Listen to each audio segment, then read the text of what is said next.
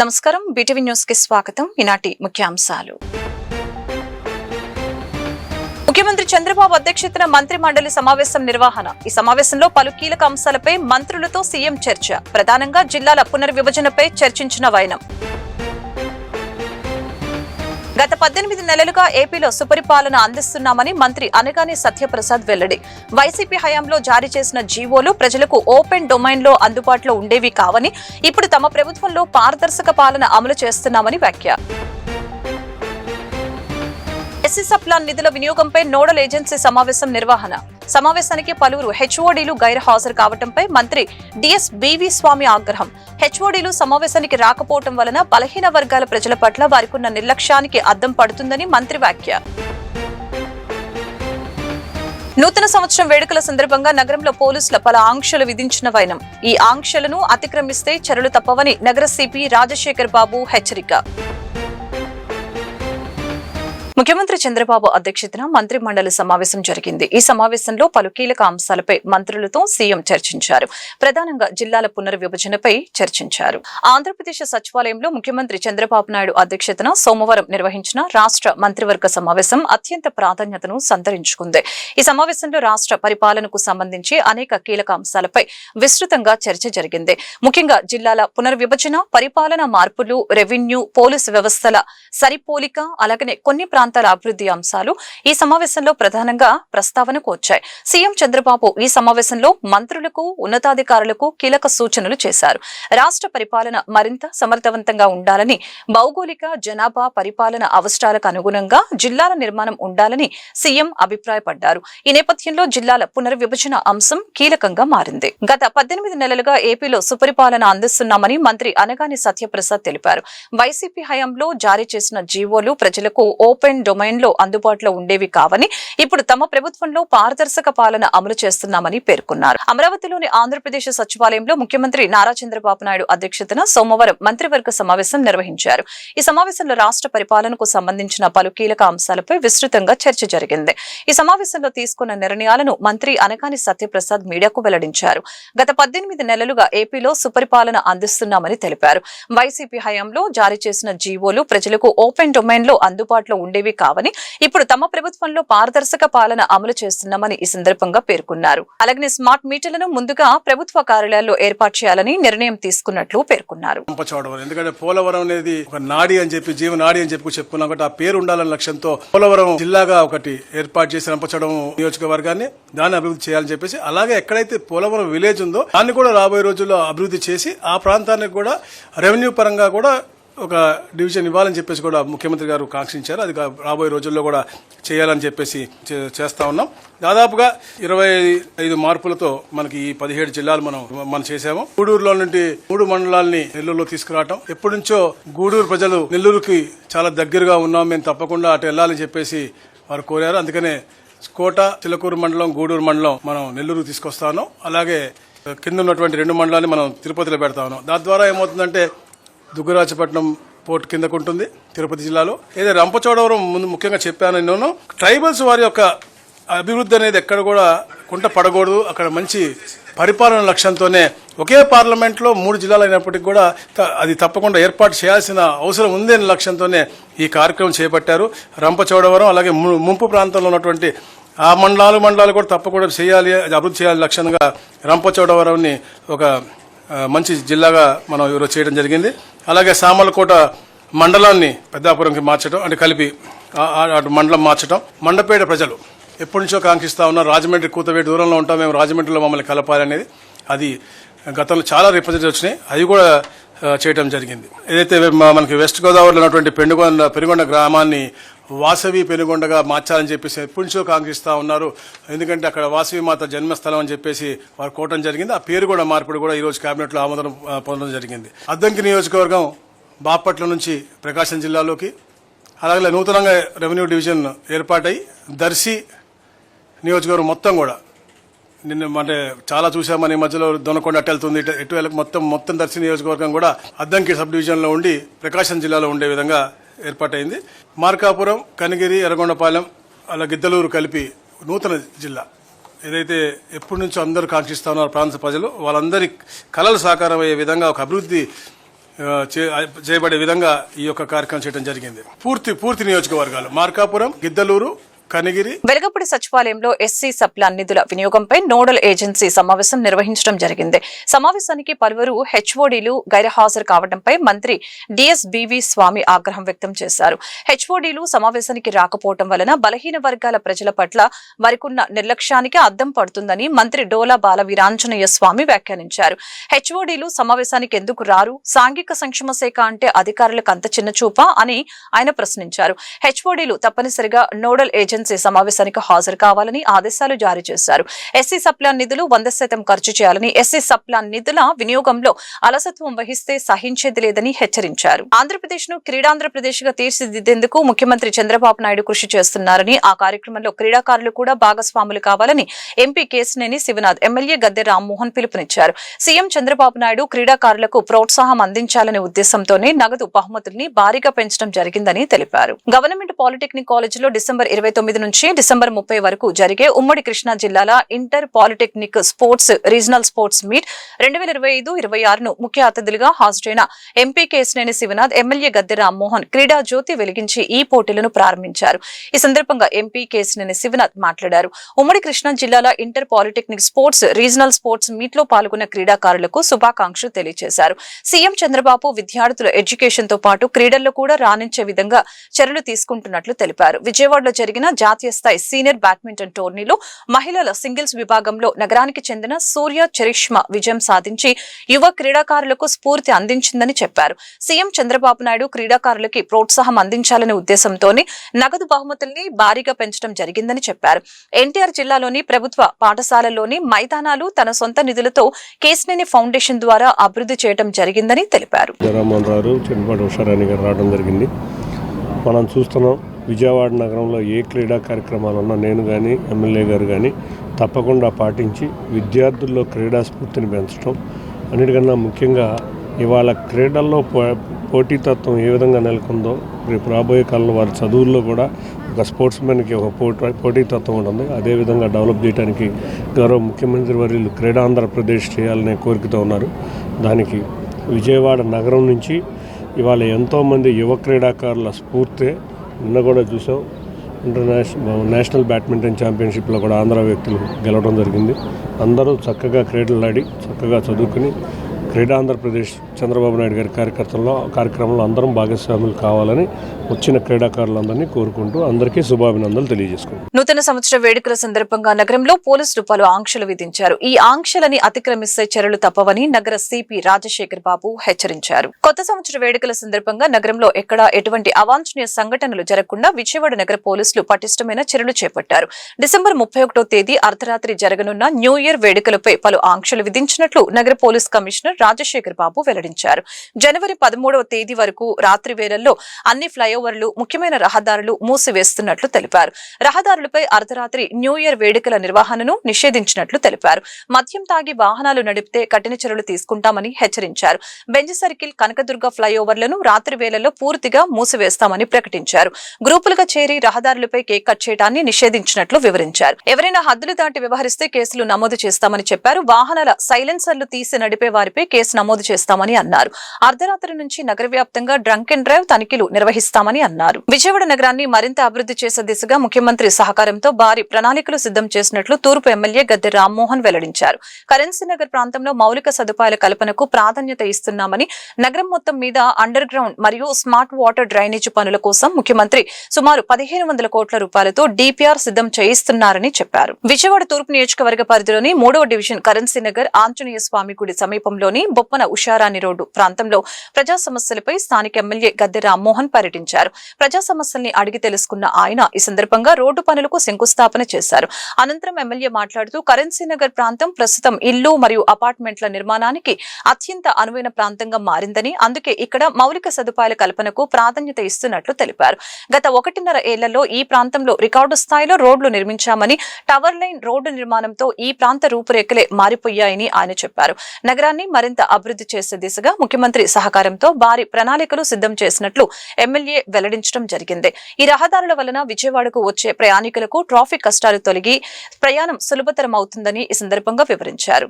రోడ్లతో పాటు డ్రైనేజీ వ్యవస్థపై కూడా ప్రత్యేక దృష్టి సారించినట్లు గద్దె రామ్మోహన్ వివరించారు. ఈశాన్య ప్రాంతం ఏదైనా ఒక ఇల్లు కట్టుకోవాలంటే కొంచెం అందుబాటులో ఉన్న స్థలాలు కూడా ఇక్కడే ఉన్నాయి. మొట్టమొదటి కూడా 2014-19 కూడా కరెన్సీ నగర్లో ఎక్కువ రోడ్లు వేసుకోవడానికి ఆ రోజున ప్రయత్నం చేయడం జరిగింది. ఇక్కడి నుంచి అనేకమైన అపార్ట్మెంట్లు ఇవన్నీ కూడా రావటం వలన మున్సిపల్ కార్పొరేషన్ కూడా అత్యధిక ఆదాయం కూడా ఈ ప్రాంతం నుంచే వస్తూ ఉంది. దానిలో ఇక్కడ అన్ని రోడ్లు కూడా ఈ సంవత్సరాల కాలంలో ఈ ప్రాంతాన్ని చాలా రోడ్లతో ఇంకా కూడా ఉండుంటాయి. బట్ చాలా రోడ్లు నాకు తెలిసి 70-80% రోడ్లన్నీ కూడా పూర్తి చేసుకోవడం జరిగింది. ఇంకా మిగతా మధ్యలో చిన్న రోడ్డు ఇప్పుడు ఈ రోడ్డుకి శంకుస్థాపన చేసాం. దానికి సుమారు 5 లక్షల రూపాయలు సిమెంట్ రోడ్డు ఖర్చు అవుతుంది. సో అన్ని రోడ్లు కూడా చేసుకోవడమే కాకుండా ఈ ప్రాంతాన్ని మరింత అభివృద్ధి పరచడానికి చుట్టుపక్కల రోడ్లు ఏవైతే అవి మన విజయవాడకు సంబంధించినవి కాకపోయినా ఆ రోడ్లకి నేను ఎంపీ గారు నేను అదేవిధంగా స్థానికులందరూ కూడా కలిసి ఈ ప్రాంతం అంతా చుట్టుపక్కల రోడ్లు ఏ విధంగా ఈ టవర్ లైన్ రోడ్డు ద్వారా ఈ ప్రాంతానికి ఒక ద్వారం ఏర్పాటైందో అదేవిధంగా చుట్టుపక్కల కూడా ఇటు మహానాడు రోడ్ ఎక్స్టెన్షన్లో కానీ అదేవిధంగా టవర్ లైన్ రోడ్డు ఏర్పాటు కొత్తగా మరలా ఒక కొత్త టవర్ లైన్ ఏర్పాటు చేసుకునే దానిలో కానీ బల్లెంవారి వీధి బల్లెంవారి రోడ్డే కాదు బల్లెంవారి వీధి రోడ్డు 80 అడుగులు డబుల్ లైను సెంటర్ డివైడింగు ఇవన్నిటితో 100 కోట్ల రూపాయలు ప్రత్యేక నిధులు నారా చంద్రబాబు నాయుడు గారు రిక్వెస్ట్ చేసి అది ఇటు కార్పొరేషన్ ఇవే కాదు అటు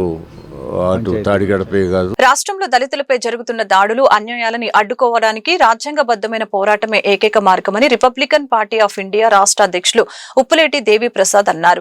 రాజ్యాంగంలోని ఆర్టికల్ 21 ప్రకారం ప్రతి మనిషికి గౌరవంగా జీవించే హక్కు ఉందని, అయితే కొన్ని రాజ్యాంగ వ్యతిరేక శక్తులు ఈ హక్కులను కాలరాస్తున్నాయని మండిపడ్డారు. Schedule caste rights protection society అధ్యక్షులు చెన్నకేశవులు ఆధ్వర్యంలో రూపొందించిన వార్షిక క్యాలెండర్ మరియు డైరీని రిపబ్లికన్ పార్టీ కార్యాలయంలో రిపబ్లికన్ పార్టీ ఆఫ్ ఇండియా రాష్ట్ర అధ్యక్షులు ఉప్పులేటి దేవి ప్రసాద్ ఆవిష్కరించారు. ఈ సందర్భంగా ఆయన మాట్లాడారు. దళితుల హక్కుల పరిరక్షణ కోసం మరియు వారికి జరుగుతున్న అన్యాయాలపై పోరాటం చేయడానికి రాజ్యాంగం కల్పించిన అధికారాలని ప్రతి ఒక్కరూ అవగాహన చేసుకోవాలని తెలిపారు. సమాజంలో ఎస్సీలపై జరుగుతున్న అన్యాయాలను అక్రమాలను ఎదుర్కోవటానికి ఈ సంస్థ గత అనేక సంవత్సరాలుగా కృషి చేస్తుందని ఈ సందర్భంగా కొనియాడారు. డాక్టర్ బిఆర్ అంబేద్కర్ ఆశయాలకు అనుగుణంగా పనిచేస్తున్న ఈ సంస్థకు తమ పార్టీ పూర్తి మద్దతిస్తుందని ప్రకటించారు. రాష్ట్రంలోని తెనాలి, కైకలూరు, తణుకు మరియు రాజులు వంటి ప్రాంతాల్లో దళితులపై జరుగుతున్న హత్యలు, మానభంగాలు, దాడులు మరియు శిరోముండనాల వంటి అమానుష ఘటనలు ఆయన తీవ్రంగా ఈ సందర్భంగా ఖండించారు.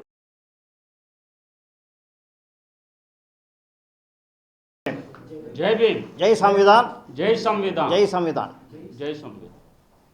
ఈరోజు మన schedule caste rights protection society అధ్యక్షులు చెన్నకేశవులు గారు మరి ఖమ్మం నుంచి ఇక్కడికి వచ్చారు. ఒంగోలు జిల్లా ఖమ్మం నుంచి. ఆయన సంస్థ ద్వారా అనేక రకాలైనటువంటి హక్కుల పరిరక్షణ కార్యక్రమాలు చేయడం జరుగుతుంది. ఈ షెడ్యూల్ క్యాస్ట్కి జరుగుతున్నటువంటి అన్యాయాల మీద, దాడుల మీద, మరి వాళ్ళకు చూస్తున్నటువంటి అక్రమాలు, అన్యాయాల మీద ఆయన అనేక సంవత్సరాల నుంచి ఈ సంస్థ ద్వారా సేవలు అందించడం జరిగింది. కాబట్టి వారు ప్రతి సంవత్సరం కూడా ఈ యొక్క క్యాలెండరు మరియు డైరీ అనేటువంటిది రిలీజ్ చేస్తున్నారు. వాటి ద్వారా సమాజానికి ఒక మెసేజ్ పంపించడం జరుగుతుంది. ఎందుకంటే సమాజంలో జరుగుతున్న అన్యాయాలని మనం ఏ రకంగా ఎదుర్కోవాలనే దాని మీద మరి ఎస్సీ పరిరక్షణ చట్టాలు ఉన్నాయి, ఎస్సీ ఎస్టీ యాక్ట్ ఉన్నాయి, మరి అలాగే కాన్స్టిట్యూషనల్ మెజర్స్ ఉన్నాయి, మరి ఇంకా అనేక రకాలైనటువంటి చట్టాల ద్వారా మనుషులకు బ్రతికే హక్కు ఉందని చెప్పి ఆర్టికల్ 21 రాజ్యాంగం చెబుతుంది. ప్రతి మనిషికి జీవించే హక్కు ఉంది. ఆ హక్కును కాలరాయటానికి అనేక మంది రాజ్యాంగ వ్యతిరేక శక్తులు పనిచేస్తున్నాయి. అలాంటి వాళ్ళ వల్ల మనకి ప్లస్ క్యాలెండర్ కార్యక్రమాన్ని గత 25 సంవత్సరాల నుంచి హైదరాబాద్తో మొదలుపెట్టేసేసి చేస్తూ ఉన్నారు. ముఖ్యంగా ఈ డివిజన్ తర్వాత అంటే తెలంగాణ, ఆంధ్రప్రదేశ్ తర్వాత ఇక్కడ ఈ కార్యక్రమాన్ని ప్రతి సంవత్సరం కూడాను చేస్తూ ఉన్నారు. నా అదృష్టం ఏమిటి అని అంటే అప్పుడు హైదరాబాద్లో కార్యక్రమంలో కానీ ఆంధ్రప్రదేశ్లో ఏర్పాటు చేసే కార్యక్రమంలో కానీ నేను పాలు పంచుకోవటం అనేది చాలా ప్రతి కార్యక్రమంలో నేను హాజరు కావటం అనేది నా అదృష్టం. నాకు ఈ మంచి అవకాశాన్ని ఇచ్చినందుకు చెన్నకేశవరావు గారికి వందనాలు తెలియజేసుకుంటున్నా. మరి మన సార్ చెప్పినట్టుగా ఏంటంటే జస్టిస్ పొన్నయ్య గారితో స్టార్ట్ అయినటువంటి కమిషన్ దగ్గర నుంచి మొన్న 2001 సంవత్సరం దాకా దగ్గరగా నేను ఒక 14 సంవత్సరాల పాటు అంటే ఐఏఎస్ రిటైర్ అయిన తర్వాత ఒక 14 సంవత్సరాల పాటు ఎస్సీ ఎస్టీ కమిషన్లో నేను ఓఎస్టీగా. ఇంట్లో ఎలక చేరిందని ఇల్లు తగలపెట్టిన చందంగా కేంద్రంలోని బీజేపీ ప్రభుత్వ వ్యవహార శైలి ఉందని ఆంధ్రరత్న భవన్లో జరిగిన సమాలోచన సదస్సులో పలువురు వక్తలు అభిప్రాయం వ్యక్తం చేశారు. గ్రామీణ ఉపాధి పథకం పేరు మార్పు, కొత్త చట్టాన్ని రద్దు చేయాలని కేంద్ర ప్రభుత్వాన్ని డిమాండ్ చేశారు. లేకుంటే దేశవ్యాప్తంగా నిరసన కార్యక్రమాలను ఉధృతం చేస్తామని అన్నారు. ఉపాధి హామీ పథకం పేరు మార్పు, కొత్త చట్టాన్ని రద్దు చేయాలని కోరుతూ అన్ని సంఘాల ఆధ్వర్యంలో సమాలోచన సదస్సు కాంగ్రెస్ పార్టీ రాష్ట్ర కార్యాలయం ఆంధ్రరత్న భవన్లో జరిగింది. ఈ కార్యక్రమంలో సిడబ్ల్యూసీ మెంబర్లు గిడుగు రుద్రరాజు, పల్లంరాజు, మాజీ మంత్రి రఘువీరారెడ్డి, మాజీ కేంద్ర మంత్రి శోభనాద్రీశ్వరరావు, సిపిఎం కార్యదర్శి వర్గ సభ్యులు సిహెచ్ బాబురావు, సిపిఐ రాష్ట్ర కార్యదర్శి ఈశ్వరయ్య, రైతు సంఘం నాయకులు కేశవరావు, పలు సంఘాల నాయకులు పాల్గొని మాట్లాడారు. గ్రామీణ ప్రజలకు పట్టెడన్నం పెట్టే పథకాన్ని కేంద్రంలోని బీజేపీ ప్రభుత్వం నిర్వీర్యం చేసిందని అన్నారు. గాంధీజీ వ్యతిరేకంగా నాథూరాం గాడ్సే పేరు స్మరించేలా జీరామ్ జీ అని పేరు పెట్టారని అన్నారు. పథకం నిధులలో 40% వాటా విధానం ద్వారా రాష్ట్రాలకు భారం పెరిగిందని చెప్పారు. ఈ చట్టానికి వ్యతిరేకంగా పోరాటం చేయవలసిన అవసరం ఉందని అన్నారు. ఫిబ్రవరి 2న అనంతపురం జిల్లా కేంద్రంగా బండ్లపల్లి నుంచి భారీ సభ నిర్వహిస్తామని తెలిపారు. ఫిబ్రవరి 12న కార్మిక సంఘాలన్నీ సార్వత్రిక సమ్మెకు పిలుపునిచ్చారని అన్నారు. వాళ్ళ మాటలకు అనుగుణంగా ఈరోజు తీసుకొని వచ్చినారు. బొమ్మనక పొగ పెట్టడం ఏంటి? 90% ఇచ్చేటువంటి నిధుల్ని ఇంకా అవసరమైతే 100% ఇస్తాం, ఇంకా బాగా చేయండి, బాగా చేసే రాష్ట్రాల్లో 100% ఇస్తామని చెప్పేటువంటి ఆలోచన రావాలి. కానీ తిరోగమనం వైపు మేము 60 ఇస్తాం, నువ్వు 40 పెడతాం. అవకాశం ఉందా? వారం ఒప్పులు తెచ్చుకుంటామన్నారు కదా ప్రభుత్వాలు, సాధ్యమా? అంటే ఆల్మోస్ట్ వెంటిలేటర్ల మీద ఉన్న కొన్ని రాష్ట్ర ప్రభుత్వాలు వెంటిలేటర్ తీసేయడమే, అంటే ఒక హక్కును తీసివేయడమే. ఇంకోటి అన్నారు 125 రోజులని. 125 రోజులు కష్టమా? 150 రోజులు చేయమని మేమందరూ పోయిన ఎలక్షన్లో మా మేనిఫెస్టోలో పెట్టడమే కదా ఇవ్వాలి అని అన్నాం. రైట్. ఒక పాయింట్ మీరు ఏమంటే ఈరోజు రైతు కూలీలు రాష్ట్రాన్ని పాలించిన ప్రభుత్వాలు వెనుకబడిన ప్రాంతాల అభివృద్ధికి కృషి చేయలేదని ఆంధ్రప్రదేశ్ వెనుకబడిన ప్రాంతాల అభివృద్ధి వేదిక రాష్ట్ర అధ్యక్షులు బి నారాయణ రెడ్డి స్పష్టం చేశారు. వచ్చే రాష్ట్ర బడ్జెట్ లో 20% వెనుకబడిన ప్రాంతాల అభివృద్ధి కోసం కేటాయించాలని కూటమి ప్రభుత్వాన్ని డిమాండ్ చేశారు. సోమవారం ఏపీ వెనుకబడిన ప్రాంత అభివృద్ధి వేదిక ఆధ్వర్యంలో గాంధీనగర్ ప్రెస్ క్లబ్ లో మీడియా సమావేశం నిర్వహించడం జరిగింది. ఈ సమావేశంలో వేదిక రాష్ట్ర అధ్యక్షులు బి నారాయణ రెడ్డి, రాష్ట్ర కార్యదర్శి శ్యామ్ ప్రసాద్ తదితరులు పాల్గొని మాట్లాడారు. గత 40 ఏళ్లుగా రాష్ట్రంలోని రాయలసీమ, నెల్లూరు, ప్రకాశం, ఉత్తరాంధ్రలోని ప్రాంతాలు వెనుకబడి ఉన్నాయని చెప్పారు. వెనుకబడిన ప్రాంతాల అభివృద్ధి కోసం ఎలాంటి ప్రయత్నాలు జరగలేదని అన్నారు. వెనుకబడిన ప్రాంతాల అభివృద్ధి కోసం రాబోయే రాష్ట్ర బడ్జెట్ లో 20% నిధులు కేటాయించాలని ప్రభుత్వాన్ని ఈ సందర్భంగా డిమాండ్ చేశారు. ఈ విషయమై వచ్చే జనవరి 24న తిరుపతిలో మహాసదస్సు నిర్వహిస్తున్నట్లు తెలిపారు. అనంతరం విజయవాడలో నిరసన కార్యక్రమాలు చేపడతామని అన్నారు. అది ఎప్పుడో రాబోయేటువంటి 40 ఏళ్లకో 50 ఏళ్లకో వాతావరణ పరిస్థితుల్లోనూ పైన రాష్ట్రాలు పూర్తిగా వినియోగించుకున్నప్పుడు వచ్చేటువంటి సమస్యను ఇప్పుడు భూతద్దంలో చూపించి ఈ ప్రాజెక్టులను అశ్రద్ధ చేయటాన్ని మాత్రం మేము తీవ్రంగా వ్యతిరేకిస్తున్నాం. ఇదే కాదు, ఉత్తరాంధ్రలో ఉన్నాయి. ఉత్తరాంధ్ర నదుల అనుసంధానం, దాంతోపాటు ఉత్తరాంధ్ర నదుల అనుసంధానంతో పాటు అక్కడ వంశధార 2వ దశ ఉంది. వంశధార రెండో దశ, అట్లాగే ఈ పోలవరం కుడి కాలువ, ఎడమ కాలువ ఇవన్నీ ఉన్నాయి. వాటిన్నిటిని పూర్తి చేయండి. వాటిని పూర్తి చేసి అక్కడ కూడా 13 లక్షల ఎకరాలకు సాగునీరు అందించండి. ముందు ఈ ప్రాంతాలకు మీరు చేయాలని చెప్పి మేము విజ్ఞప్తి చేస్తున్నాం. వీటిని కాదని అమరావతి ఒకటే అభివృద్ధి అని, అమరావతి ఒకటే ఈరోజు ఆంధ్రప్రదేశ్ అంటే అమరావతి, పోలవరం అనేటువంటి పద్ధతుల్లో వ్యవహరిస్తే మాత్రం తీవ్రమైనటువంటి ప్రతిఘటన వెనకబడ్డ ప్రాంతాల అభివృద్ధి వేదిక ఆధ్వర్యంలో భవిష్యత్తులో కొనసాగుద్ది. అందుకని రాబోయేటువంటి బడ్జెట్లో మేము ఒకటే చెప్తున్నాం, రాబోయేటువంటి బడ్జెట్లో ఒక్క కుడి కాలువ, ఒక్క తూర్పు ప్రధాన కాలువ, దాని పేరు కాకర్ల కాలువ అంటారు. కాబట్టి ఆ ప్రాజెక్టులను, దాని మీద ఉన్న రిజర్వాయర్లని, ఆ చిన్న పనులు, చిన్న లైనింగ్ పనులు, అప్పటికే కురిసిన వర్షాల వల్ల శ్రీశైలం బ్యాక్ వాటర్ నేరుగా టన్నెల్స్లో నుంచి ఆ ఫీడర్ కెనాల్ కొంచెం ఫీడర్ కెనాల్ తోయింది 23 ఏళ్ళు అయింది. కాబట్టి అదంతా తెగిపోయి గట్లు తెగిపోయే పరిస్థితి వస్తుంది. ఆ ముంపు ప్రాంతాలు మునక ప్రాంతాలు అయిపోయినాయి. కాబట్టి ఇటువంటి దురదృష్టమైన పరిస్థితుల్లో కేవలం 4,000 కోట్లు, 5 లక్షల ఎకరాల సాగు, ఎంత ఉత్పత్తి వస్తుంది, దాని మీద ఎంత ఆదాయాన్ని ప్రొడ్యూస్ చేయొచ్చు గ్రావిటీ ఆధారంగా. మళ్ళా నీ మెయింటెనెన్స్కు ఆడ ఏం కట్టారు, ఏమి కట్టలే. వెలుగొండ ప్రాజెక్టు కట్టింది ఏమీ లేదు. 40-50 మీటర్ల పొడుగు, 40 మీటర్ల ఎత్తున 3 సిమెంట్ గోడలు కట్టారంతే. ఆ 3 సిమెంట్ గోడలు కట్టిన దానికి 980 కోట్ల ప్రాజెక్టు, ప్రారంభ ప్రాజెక్టు ధర ఇప్పటికి 10,000 కోట్లైనా కూడా పూర్తి కాలేదు. ఇంకా కూడా 4 ఏళ్ళు నిర్వాసితులకు నష్టపరిహారం ఇచ్చి నీటిని నిల్వ చేయాలంటే టన్నెల్స్ అయిపోయినాయి, డ్యాములు అయిపోయినాయి, నీళ్లు కూడా వస్తూ ఉన్నాయి సహజంగానే. జాతికి అంకితం చేశాడు ఒక ప్రభుత్వం. జాతికి అంకితం అంటే అది ప్రకృతి అంకితం చేసింది. కృష్ణ నిండినప్పుడు వెంటనే టన్నెల్స్ లేక నీళ్ళు వచ్చి, పొలాలు లేక నీళ్ళు వచ్చేస్తున్నాయి. కూటమి ప్రభుత్వం వలన నిరుద్యోగులకు ఒరిగిందేమీ లేదని, ప్రతి సంవత్సరం జనవరిలో జాబ్ క్యాలెండర్ ప్రకటిస్తామని, నిరుద్యోగులకు నిరుద్యోగ భృతి ఇస్తామని హామీ ఇచ్చిన కూటమి ప్రభుత్వం ఇచ్చిన హామీని అమలు చేయకపోవడం దుర్మార్గమని ఏఏవైఎఫ్ ప్రధాన కార్యదర్శి పరుచూరి రాజేంద్రబాబు ఆగ్రహం వ్యక్తం చేశారు. నిరుద్యోగుల పట్ల ప్రభుత్వం అనుసరిస్తున్న విధానాలకి వ్యతిరేకంగా జనవరి 30న నిరసన కార్యక్రమాలకి పిలుపునిస్తున్నామని చెప్పారు. ఏఏవైఎఫ్ రాష్ట్ర కమిటీ ఆధ్వర్యంలో సోమవారం దాసరి భవన్ లో మీడియా సమావేశం నిర్వహించడం జరిగింది. ఈ సమావేశంలో ఏఏవైఎఫ్ ప్రధాన కార్యదర్శి పరుచూరి రాజేంద్రబాబు, ఆర్గనైజింగ్ సెక్రటరీ సంతోష్ కుమార్, అధ్యక్షుడు యుగేందర్ పాల్గొని మాట్లాడారు. ప్రతి సంవత్సరం జనవరిలో జాబ్ క్యాలెండర్ విడుదల చేస్తామని, నిరుద్యోగ భృతి ఇస్తామని చెప్పి నిరుద్యోగులను మోసం చేసిందని మండిపడ్డారు. ప్రభుత్వ శాఖలలో ఖాళీగా ఉన్న 2,35,000 ఉద్యోగాలు భర్తీకి ప్రభుత్వం వెంటనే నోటిఫికేషన్ విడుదల చేయాలని చెప్పారు. జనవరి 30న నిరసన కార్యక్రమాలకు పిలుపునిస్తున్నామని ఈ సందర్భంగా తెలిపారు.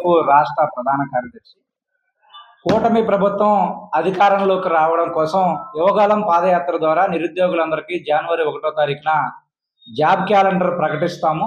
మేము అధికారంలోకి రాగానే ఏటా 4 లక్షల ఉద్యోగాలు లేదా నిరుద్యోగ యువతకి నిరుద్యోగ భృతి ఇచ్చేటటువంటి బాధ్యత మాదే అని చెప్పి నమ్మబలికి నిరుద్యోగుల ఓట్ల ద్వారా కూటమి ప్రభుత్వం అధికారంలోకి వచ్చింది. అధికారంలోకి వచ్చిన తర్వాత రాష్ట్ర ప్రభుత్వ శాఖల్లో ఖాళీగా ఉన్నటువంటి పోస్టుల గురించి ఇంతవరకు సమాలోచనలు చేసినటువంటి పరిస్థితి లేదు. ఒక పక్క సచివాలయ ఉద్యోగుల ద్వారా రాష్ట్ర ప్రభుత్వం నిర్వహించినటువంటి సర్వే ప్రకారం 1,56,00,000 మంది నిరుద్యోగులు ఈ రాష్ట్రంలో ఉద్యోగాల కోసం ఎదురు చూస్తా ఉన్నాము. తక్షణమే 1,56,000 మంది మాకు ఉద్యోగాలు కావాలి అని చెప్పేసి కోరినటువంటి పరిస్థితులు సర్వేల రూపంలో ఉన్నాయి. ఆంధ్రప్రదేశ్ రాష్ట్ర శ్రీనిధి పోర్టల్లో కూడా సుమారుగా 1,56,000 పోస్టులు ఖాళీగా ఉన్నాయని చెప్పారు. రెవెన్యూ శాఖ, విద్యుత్ శాఖ, మున్సిపల్ శాఖలోనే సుమారుగా 47,000 పోస్టులు ఖాళీగా ఉన్నాయి. అదేవిధంగా వ్యవసాయ శాఖలో 17,000 పోస్టులు ఖాళీగా ఉన్నాయి. రాష్ట్ర వ్యాప్తంగా అనేక జిల్లాల్లో కూడా పోస్టులు ఖాళీగా ఉన్నాయని చెప్పేసి ఒక పక్క లెక్కలు చెప్తున్నా కూడా ఇంతవరకు జాతీయ కార్యదర్శి ఉద్యోగాలు లేని, ఉద్యోగ భద్రత లేని ఈ దేశంలో రాష్ట్రం ఏదైనా ఉందంటే అది ఆంధ్రప్రదేశ్ రాష్ట్రమే. ఎందుకంటే ప్రభుత్వమే చెప్తాంది దేశంలోనే అత్యధిక నిరుద్యోగులు ఉండే రాష్ట్రం, 8.2% మన నిరుద్యోగ రేటు ఉందని కూడా చెప్పడం జరుగుతుంది. అంటే దశాబ్ద కాలాలు పైబడి కూడా ఈ రాష్ట్రంలో ఎటువంటి ఉద్యోగాలు, ప్రభుత్వ శాఖలో ఉద్యోగాలు ఖాళీలను భర్తీ చేయలేదు ఈ రాష్ట్ర ప్రభుత్వం. 2017 నాటికే ప్రభుత్వ శాఖల్లో 3 లక్షల పైగా ఉద్యోగాలు ఖాళీలు ఉన్నాయి. దానికి సంబంధించి దశాబ్దాల కాలంగా నిరుద్యోగులు అనేక కోచింగ్ సెంటర్లో శిక్షణ పొందుతా ఉన్నారు. కుటుంబ పోషణకు బరువై ఆర్థిక హత్యలు పాల్పడతా ఉన్నారు. ఈరోజు చూసినట్టయితే ప్రతి సంవత్సరం సర్వేలో సుమారు 4,000 మంది సంవత్సరానికి ఏదో రకంగా ఆర్థిక ఇబ్బందుల వల్ల ఉద్యోగాలు లేకపోవడం వల్ల ఆత్మహత్యలకు గురవుతున్నారు. ఈ సర్వేను కూడా రాష్ట్ర అధ్యక్షులు ఈరోజు ఎన్డీఏ కూటమి అధికారంలోకి వచ్చి సంవత్సరం 18 నెలలు గడుస్తున్నప్పటికీ ఎన్నికల్లో యువతకి విపరీత హామీలు ఇచ్చారు. నిరుద్యోగ భృతి ఇస్తాము, ప్రత్యేకంగా పరోక్షంగా సంవత్సరానికి 4 లక్షల ఉద్యోగాలు భర్తీ చేస్తాము, ఈ రాష్ట్రంలో నిరుద్యోగ యువతను ఆదుకుంటామని చెప్పిన మంత్రి లోకేష్ గారు ఈరోజు మౌనంగా పాటిస్తున్నారు. ఈరోజు ఏపీ గవర్నమెంట్ కేబినెట్ సమావేశం జరుగుతుంది కాబట్టి ఏపీ కేబినెట్ సమావేశంలో పూర్తి స్థాయిలో నిరుద్యోగుల కోసం చర్చించి నెలకు 3,000 రూపాయలు ఇస్తామని నిరుద్యోగ భృతి ఇవ్వాలి. అలాగే ఈ రాష్ట్రంలో నిరుద్యోగం ప్రభుత్వ శాఖల్లో ఖాళీలు ఉన్నాయి, 2,36,000 ఉద్యోగాలు ఖాళీలు ఉన్నాయని చెప్పి ఆనాడు ఎన్నికల పాదయాత్రలో చెప్పింది మీరే. మేము అధికారంలోకి వస్తే ఇవన్నీ పూర్తి చేస్తామని చెప్పింది కూడా మీరే. తక్షణమే ఈ ప్రభుత్వ శాఖల్లో ఖాళీగా ఉన్న ఉద్యోగాలు భర్తీ చేయాలని చెప్పి ఏఐవైఎఫ్ గా మేము డిమాండ్ చేస్తున్నాం. లేని యెడల ఈ నెల జనవరి 30 తేదీన చలో విజయవాడ కార్యక్రమాన్ని విజయవంతం చేయడం కూడా నిరుద్యోగులు సన్నిహితం అవుతున్నారు. అదే తరుణంలో ఈ రాష్ట్రంలో గవర్నమెంట్ ఏర్పడిన తర్వాత ఈ రాష్ట్రంలో దాదాపు 3 లక్షల ఉద్యోగాలు ఈ ఎన్డీఏ కూటమి గవర్నమెంట్ తీయడం జరిగింది. ఎవరికి భర్తీ చేశారు మీరు? పూర్తి స్థాయిలో శ్వేతపత్రం విడుదల చేయాలి. ఎన్ని ఉద్యోగాలు భర్తీ చేశారు ఈ రాష్ట్రంలో? ఎంతమంది నిరుద్యోగులకు ఆదుకున్నారు మీరు? ఎంతమందికి ఉపాధి కల్పించారని చెప్పి ఈ రాష్ట్ర వార్తలు ముగించే ముందు ముఖ్యాంశాలు మరొకసారి. ముఖ్యమంత్రి చంద్రబాబు అధ్యక్షతన మంత్రి మండలి సమావేశం నిర్వహణ. ఈ సమావేశంలో పలు కీలక అంశాలపై మంత్రులతో సీఎం చర్చ. ప్రధానంగా జిల్లాల పునర్విభజనపై చర్చించిన వైనం. గత 18 నెలలుగా ఏపీలో సుపరిపాలన అందిస్తున్నామని మంత్రి అనగాని సత్యప్రసాద్ వెల్లడి. వైసీపీ హయాంలో జారీ చేసిన జీవోలు ప్రజలకు ఓపెన్ డొమైన్ లో అందుబాటులో ఉండేవి కావని, ఇప్పుడు తమ ప్రభుత్వంలో పారదర్శక పాలన అమలు చేస్తున్నామని వ్యాఖ్య. ఎస్సీ సప్లాన్ నిధుల వినియోగంపై నోడల్ ఏజెన్సీ సమావేశం నిర్వహణ. సమావేశానికి పలువురు హెచ్ఓడీలు గైర్హాజరు కావడంపై మంత్రి డిఎస్ బివి స్వామి ఆగ్రహం. హెచ్ఓడీలు సమావేశానికి రాకపోవడం వలన బలహీన వర్గాల ప్రజల పట్ల వారికున్న నిర్లక్ష్యానికి అద్దం పడుతుందని మంత్రి వ్యాఖ్య. నూతన సంవత్సరం వేడుకల సందర్భంగా నగరంలో పోలీసుల పలు ఆంక్షలు విధించిన వైనం. ఈ ఆంక్షలను అతిక్రమిస్తే చర్యలు తప్పవని నగర సిపి రాజశేఖర్ బాబు హెచ్చరిక. ఈ వార్తలు ఇంతటితో సమాప్తం. మరొక బులెటిన్ మళ్ళీ కలుద్దాం. నమస్కారం.